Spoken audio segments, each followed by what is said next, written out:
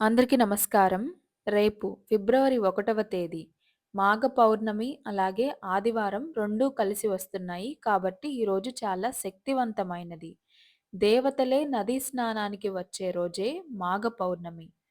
ఆదివారం నాడు అత్యంత శక్తివంతమైన మాఘ పౌర్ణమి ఏర్పడుతుంది కాబట్టి, అలాగే రేపే రవిపుష్యమి యోగం, అలాగే గజకేసరి యోగం కూడా ఏర్పడుతుంది. ఆదివారంతో కలిసొచ్చే పుష్యమి నక్షత్రం, అలాగే పౌర్ణమి 2 కూడా చాలా శక్తివంతమైనవి. మాఘ పౌర్ణమి రోజున ప్రతి ఒక్కరూ నది స్నానం చేయడానికి ప్రయత్నించండి.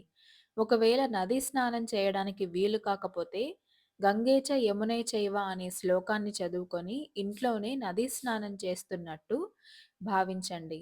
అలాగే ఆదివారం నాడు సాధారణంగానే మాంసాహారం తినకూడదు. అలాంటిది మాఘ పౌర్ణమి నాడు ఆదివారం, రేపు అస్సలు మాంసాహారం తీసుకోకండి.